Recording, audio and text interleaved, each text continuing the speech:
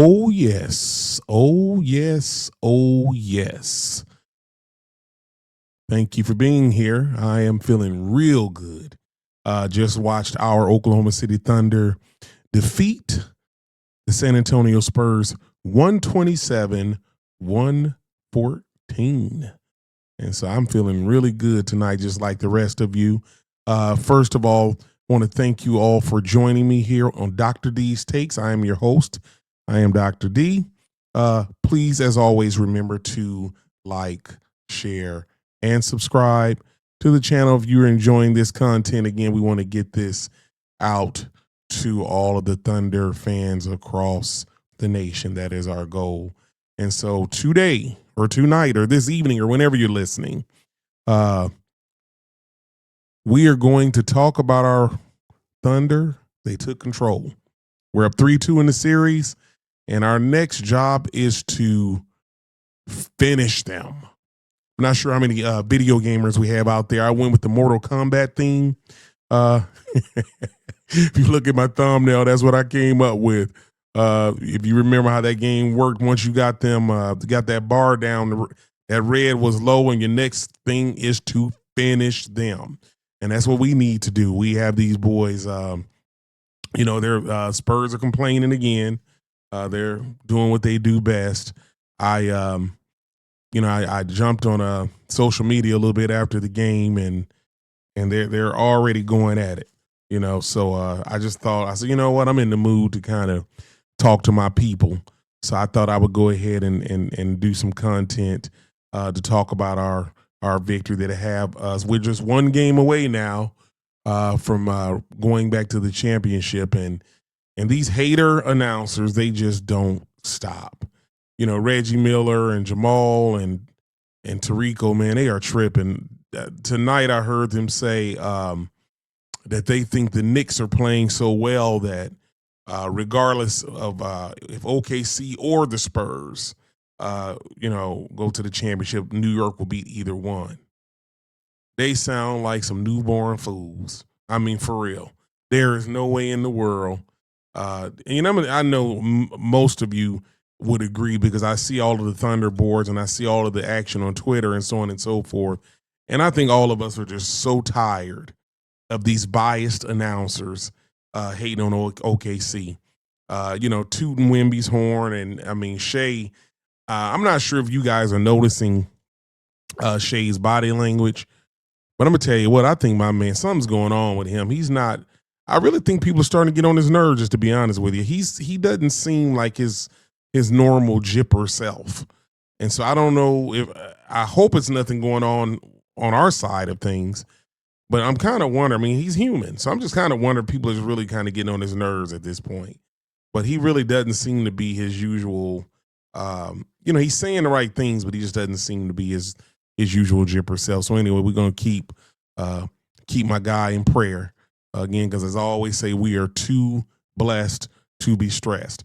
I also saw Mr. Castle in his press conference. He was saying that he feels as though the Thunder, we get calls that we basically get liberties that they don't get. And I'm just like, you have really literally got to be kidding me.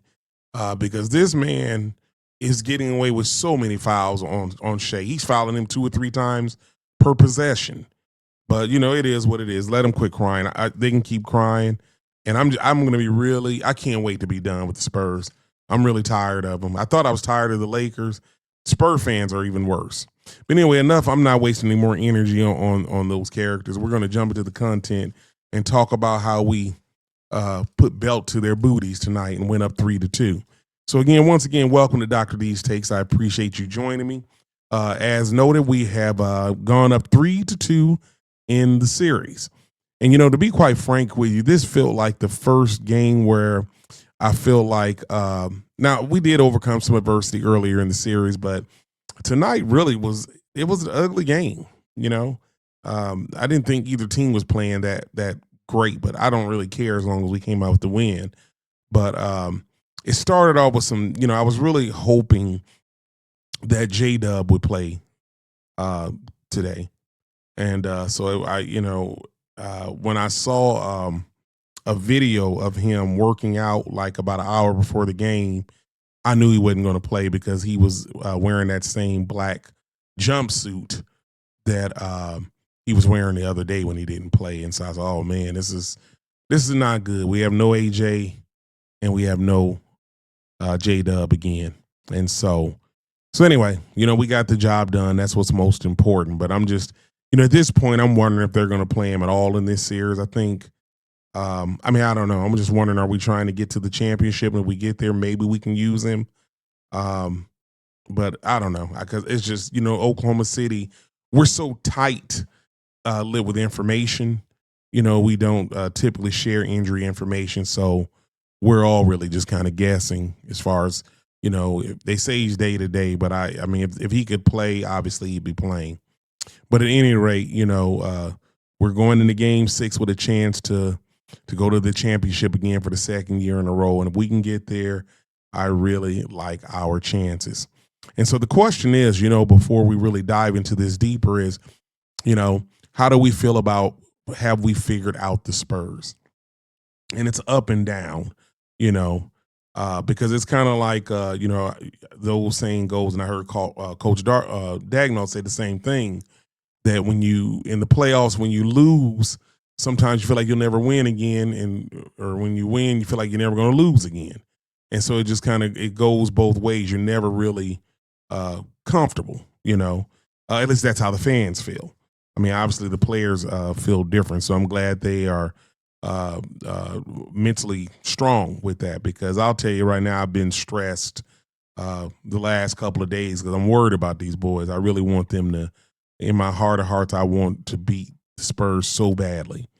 And so let's jump into the content as far as talking about, the biggest changes from game 4. Obviously, game 4 was not good. We looked very bad. Didn't play good basketball at all. Came out flat. Whereas tonight, I thought we came out with some energy. Now, even though the Spurs still jumped out ahead of us a little bit, it wasn't like a crazy score. It was just that we weren't making shots, but we were fighting. It was just like a completely different, kind of a start to the game.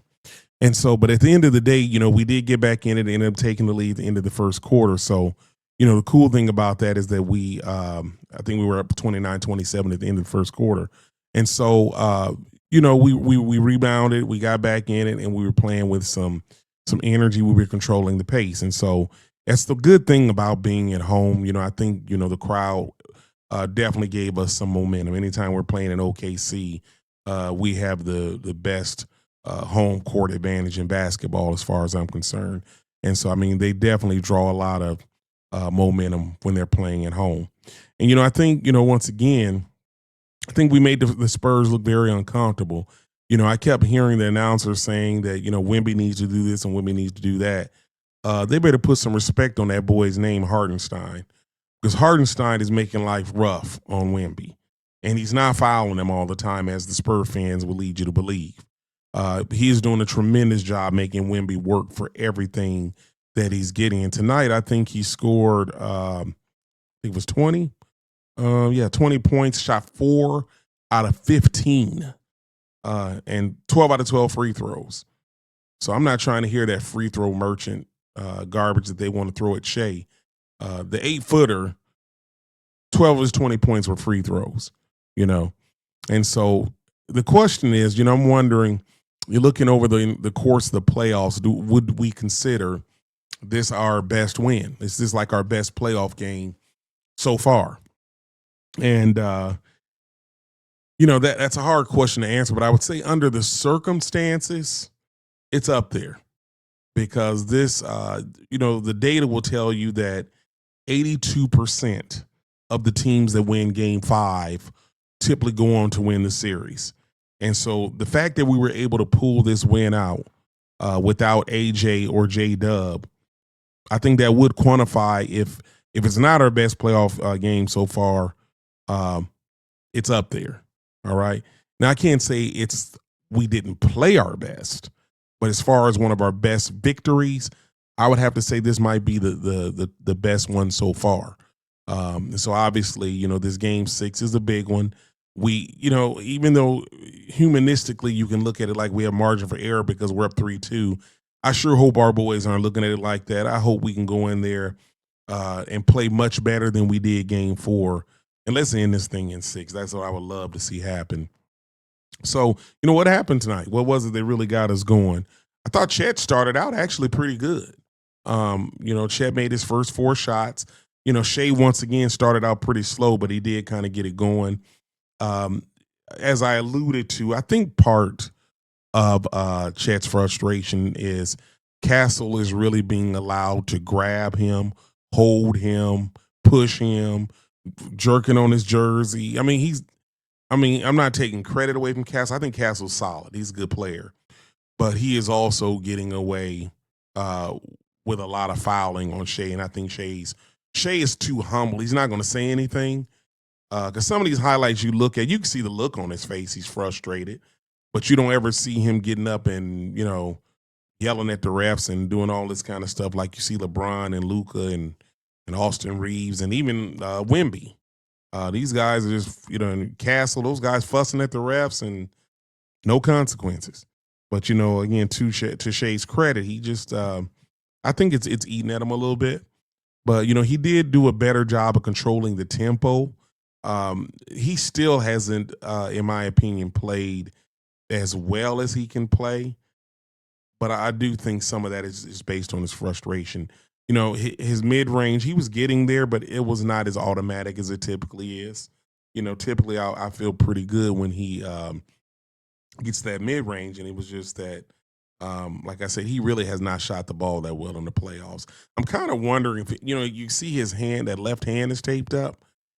He hasn't said anything, but I'm wondering if he might have a little injury that he's nursing. And again, just because of the way that Shai operates, he's not going to say anything. And so, and of course, OKC is not going to tell us anything because we are really, we keep information to ourselves. But I am kind of wondering if he's got something going on because he's just really not. Like tonight, he shot 7 out of 19. He's not shooting the ball that well. He's still knocking down his free throws, but it's kind of, that tells you how good he is when you can score 32 points and you're still not playing at the top of your game. That lets you know what kind of a special talent we've been blessed with. But I thought he did a good job of handling the traps tonight. He's just really displaying leadership, and there's no doubt about it. I mean, he is the perfect leader for this team, as I've alluded to many times before. So we just got to keep supporting our guy SGA, and hopefully he can kind of get back going. My man Chet, I've been on his back a lot, and tonight I will say I thought he stepped up a little bit. He did. I see him doing a much better job of at least attempting to challenge Wemby. Like I said, he started off well tonight. I think he hit his first 4 shots, and he was kind of the one that was keeping us in it early, before everybody else kind of starts scoring. And then he did kind of start to disappear again because in the whole game, he only took 9 shots. And that's just not enough. Again, I need my now McCain entered the starting lineup, and I spoke about that during the last podcast when I said I didn't think that the lineup. Now I love Case and Wallace. I am a Case and guy, but I just didn't think that was the best move to make, putting him in the starting lineup with no shooters out there. With the way that the Spurs are defending Shai, putting Case and Wallace out there, who's not an offensive minded guy, that forces Chet to be your second offensive option. And I never thought that would work. So I was glad to see Coach Dagnall insert McCain, which I kind of thought he might put Isaiah Joe in there. So Isaiah Joe only played 2 minutes tonight. So yeah, he hadn't played that well either. But yeah, McCain has kind of become like a spark plug. Our crowd really likes him. And I know a lot of that TikTok stuff, people like him just because of that too. He's got that social media personality, but still, he's a good player. But he scored 20 tonight. He didn't shoot the ball that well, but at least he's a shooting threat, and that's what we need out there. So kudos to Coach Dagnall. But again, back to Chet, I thought Chet did a good job. I just need him to continually being more aggressive. I need you to get up more than 9 shots. He did block a shot, ended up with 11 rebounds. So I mean, he did have a double double, 16 11 tonight. So was actually probably one of his better games. So I'm not going to ride Chet too hard. As progress, we need him to show again in Game 6. His rim protection. He's not.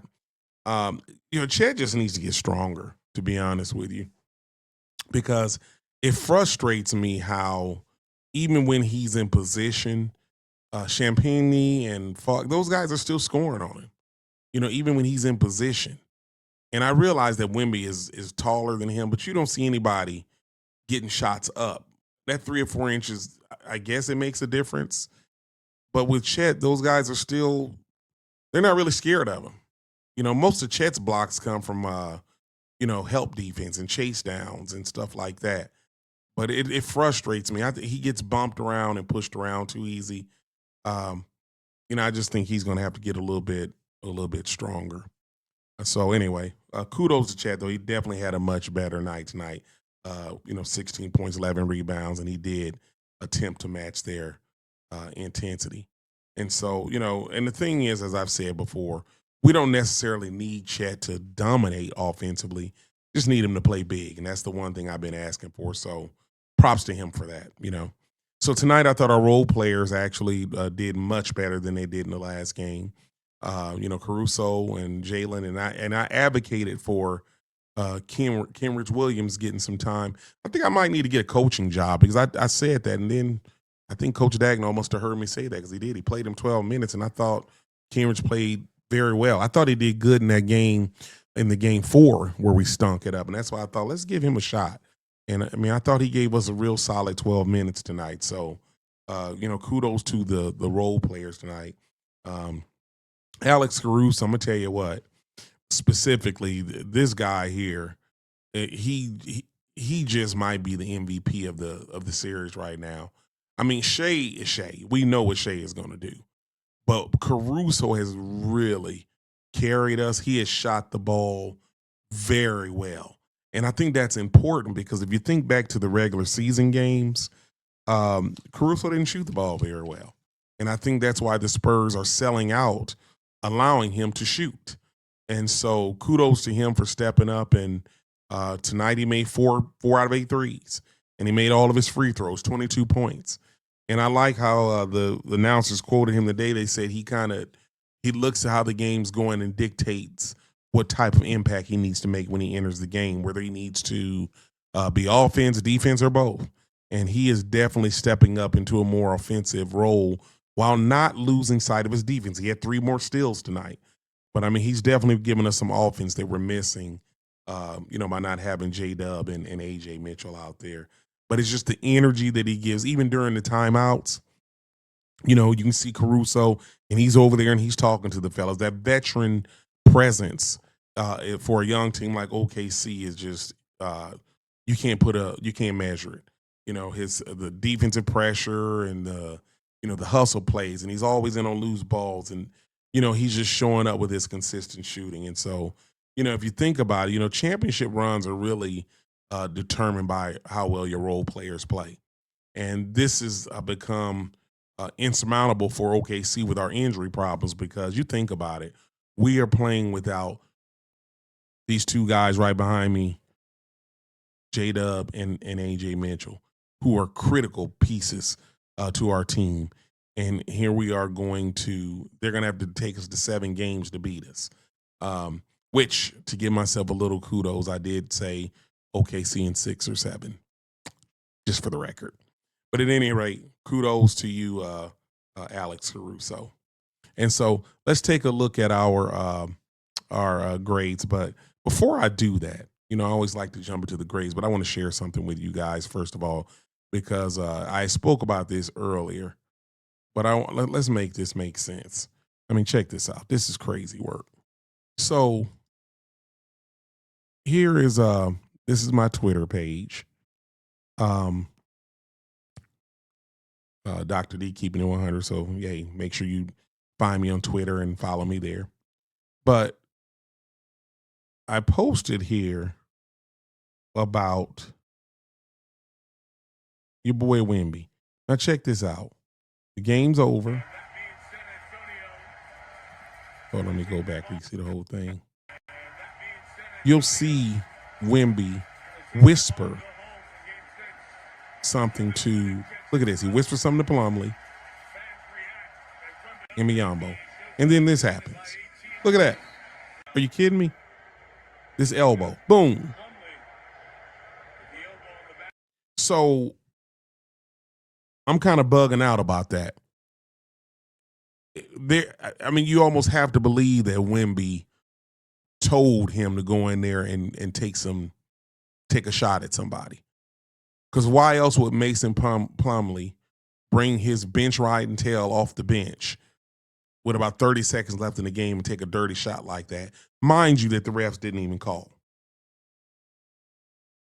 Okay? That's crazy work. So, with that being said, it's just, I don't even know what to say. I'm just looking forward to being done with the San Antonio Spurs because, I tried to tell all of the people that were saying, oh, they beat you 4 out of 5 during the regular season. Playoffs is a whole different ball game. And I'm just proud of, I wish we could be completely healthy. But if we can find a way to get through this, missing 2 of our primary ball handlers, what more can you say? What more can you say? All right, so let's look at the box score and talk through the grades here. A lot of this I've kind of alluded to already. Hardenstein, absolutely A+. Played a fantastic game. He had 15 rebounds, 12 points, 15 rebounds. And what doesn't show up in the box score is how he is wearing Wemby out. He is wearing Wemby out. Wemby is getting tired. We are wearing him out. Kudos to you, Mr. Hardenstein. Chet Holmgren tonight. Tonight I'm going with Chet, and I'm going to give him about a B. I'm going to go a B with Chet tonight. I thought Chet made a lot of he did much better tonight. Definitely his best game in this series with 16 points and 11 rebounds. And, like I said, I still need him to be a little more aggressive throughout the whole game. But, baby steps first. With Shai, I'm going with about a B-. And that's a very liberal B- because he had 6 turnovers. And he started off the game really poorly. He was actually a big part of the reason we fell behind. He acknowledged that during his press conference after the game. He said he thought that might have been his worst start to the game ever. And he really did start poorly. Now, he did, he came out of it and he made some shots, but he shot 7 out of 19. Again, when you can score 32 points and that's not your best game, it says a lot about how good of a player you are. So, Shai, hang in there, my man. We got you. We got your back. Lou Dort, again, his time, he doesn't get a lot of time. I know I sound like a broken record, but I think he's out of here after this year. But he did play 18 minutes. His 3-point shooting is just not there. He made 1 out of 4 tonight. He's playing okay-ish defense, but again, not a whole lot of impact. He had a -4 plus minus tonight. And of course, Jared McCain was inserted into the starting lineup. He finished with 20, shot 7 out of 19. First half specifically, he did not shoot the ball well at all. In the second half, he came out and shot the ball pretty well. In that third quarter specifically, he kind of gave us a little spurt, gave us some momentum, and he made some big shots that helped us kind of, build a lead there. So, for Jared, I'm going to go with about a B- as well, just because he was put into a role that's not necessarily his normal role, and I thought he held his own and kind of helped us get the win tonight. Okay, on the bench here, Jalen Williams played 17 minutes. Did okay. He made 1 out of his 2 threes. He's in there working hard, and I think he's also giving us some good backup minutes when our bigs are out of the game. I see him playing a lot of times I'll have him in there with either Chet or iHeart. And, he's holding his own. I think he's a good role player. Again, doesn't hurt you. His plus minus was a -9. I didn't necessarily feel that because I didn't feel that he played poorly. But like I said, the 2 games ago, I think it was, he just played so well that anything other than that, it makes it look like he didn't do much. But he did play a good role tonight. So with Jalen, I think I will probably give him about a C. We'll go average there, about a C. Alex Caruso, not a whole lot to talk about. I'm going A plus plus plus. This man is just handling his business. 22 more points tonight. Made all 8 of his free throws. 4 out of 8 on his 3-point shooting. 3 steals. A plus 18. Kudos to you. I salute you, Mr. Caruso. Kenrich Williams, in your 12 minutes, sir, you have earned an A. He did not miss a shot tonight. Made both of his 3-pointers. Got 3 rebounds. Had a plus 7 plus minus. So good job, Mr. Kenrich. Isaiah, Joe, and Aaron Wiggins and Nikola Tobic, they got in at the very end. Those are incompletes. They only played a minute or two to wrap the game up. And of course, Cason Wallace, who had the largest, he and Hartenstein had the largest plus minuses on the team. Cason had a plus 29. That is absolutely amazing. And, he only shot the ball 5 times, but he is the consummate pro, playing the role that he plays because he impacts the game defensively. He had 2 blocks, 2 steals, made 1 3-pointer. And again, he only scored 7 points, but he does such a great job along with Caruso with his point of attack defense. So with Cason, you earn an A from me, sir. Good work. Matter of fact, I could say an A plus. You did very, very well. So as a team, my team grade for OKC tonight overall is I would waver between a B to B minus because under the circumstances, let's go B. I'd go more of a B because under the circumstances, again, you're without 2 of your primary playmakers. That really makes it difficult for our offense to function, like we typically want to function. So, you got to respect that. So I feel that. So let's talk about moving forward as we get ready to wrap the series up, hopefully in the next game. But the series has definitely shifted. So now today, with us having the home court advantage, there was still mutual pressure because, as I alluded to earlier, with 82% of the teams that win Game 5 winning the series, there's some pressure to get that win. In my opinion, probably a little bit more pressure on OKC because if we lose today being at home, now we have to go to San Antonio. It's a must win or our season's over. So I'm going to say there probably was a little bit more pressure on us tonight, whereas going into San Antonio, now obviously all the pressure is on the Spurs because if they lose, they're done. And so I hope that OKC can come out and, unlike Game 4, let's come out and hit those boys in the mouth and see if we can really make them feel pressure and fold.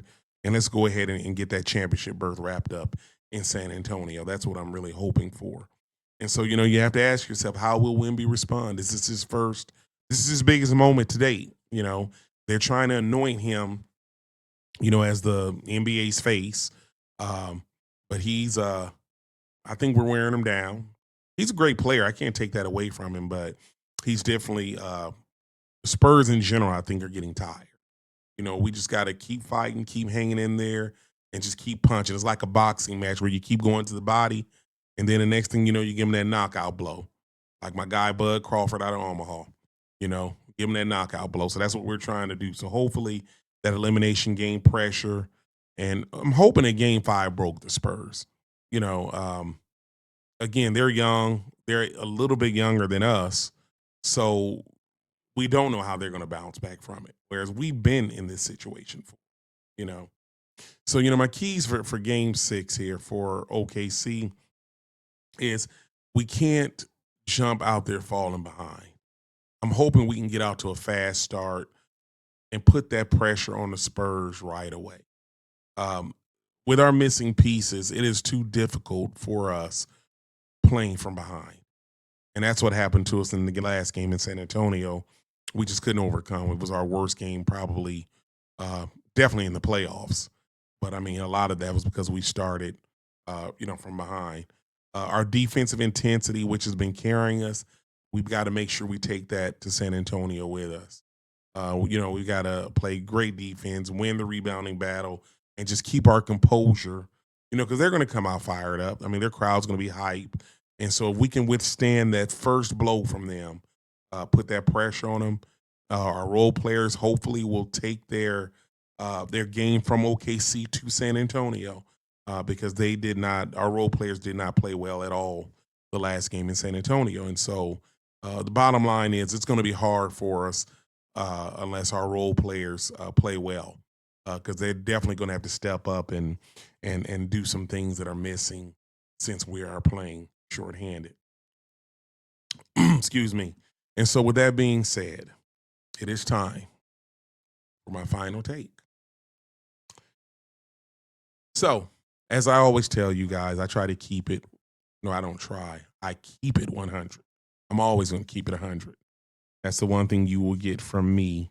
I'm not just going to give you sugar and candy and sweet. Hey, I'm going to call out OKC if we deserve to be called out. If the other team deserves credit, I'm going to give it to them. That's part of my moniker, keep it 100. So with that being said, excuse me, my final take. So, game 5, it felt like this was like the moment that OKC had to really stand up. And so now, this is the hardest part, that closeout game, finishing the job. And so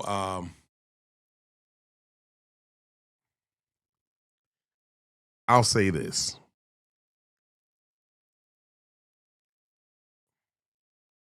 It is so hard for me to predict that my team is going to lose. But here's what I will say. I truthfully think it's going to be very difficult for Oklahoma City to win this in San Antonio in 6 for various reasons. One, I just think being this shorthanded, our role players have not demonstrated that they can play well on the road. 2, if I have to be honest with you, I think Scott Foster's refereeing again. That certainly doesn't bode well for us. I don't like to blame the officiating, but they definitely get away with a lot more at home, and they get away with a lot anyway. And so I just think playing shorthanded, knowing that they are probably going to get all the calls, and also, let's just be real here, keeping it 100. The NBA is a business. And what I have heard them continually talking about is how this is like the highest rated as far as people watching playoff games, which is money, money, money, money. Now, I don't want to say it's rigged, and I'm not insinuating that a game is rigged. But I do know if this series goes to 7 games, it's financially beneficial for the NBA. And that's just keeping it real. And so I think we are going to have to do a whole lot right. I mean, a whole lot right to